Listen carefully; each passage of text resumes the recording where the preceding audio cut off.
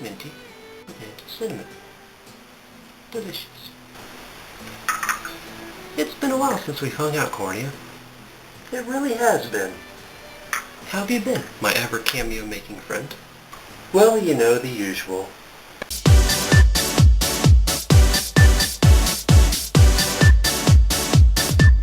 Anywho, I see you're getting back into the swing of things.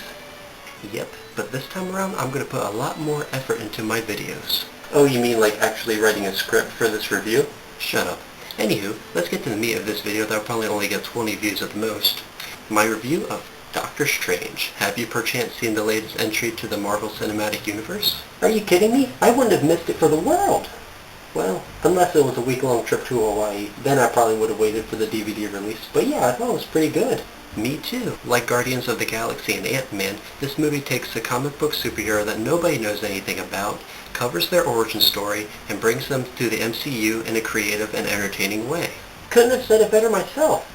And might I add that the acting in this film is top-notch. Benedict Cumberbatch as Doctor Strange is fantastic. And I can only hope that one day that Tony Stark and Doctor Strange will meet and make some sort of competitive Sherlock Holmes reference. We can only hope. And the story's really well told too. I love how Doctor Strange grows and learns how to use these new powers and abilities to become a new and heroic person, saving lives in a whole different way. And this is only helped out by some of the most trippy and imaginative imagery I have ever seen. As soon as the Queen of Narnia touches his forehead, it's Mushroom and Acid City from there.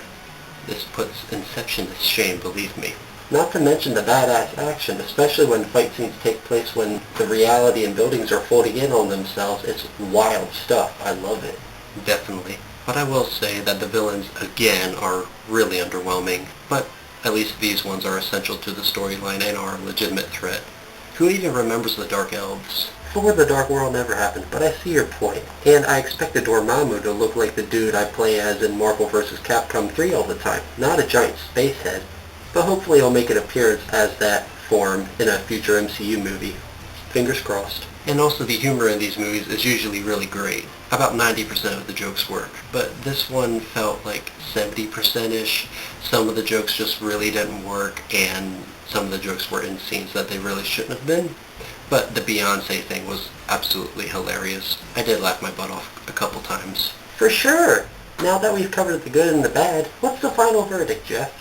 I give this film an 8.5 out of 10. While it struggles in some areas, it still holds up as an incredibly strong superhero origin movie with unprecedented amounts of creativity and style, and stands strong as one of the better solo MCU films. Way to bring it home and straight to the point, Jeff.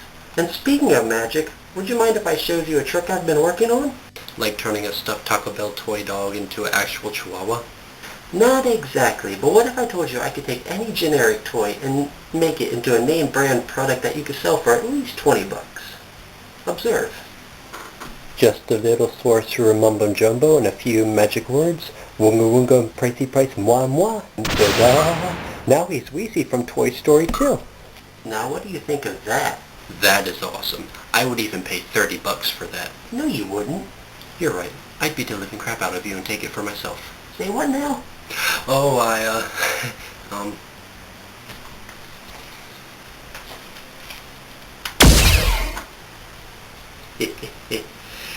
it works every time.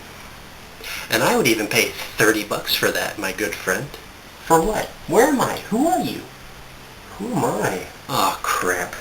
I better figure out a way to restore Cornea's memories before the next review. Until then, this has been a Way Fast Review, and we'll see you next time on Team Epic Force. How do we even eat with an eyeball as a face? Flavored eye drops. Oh,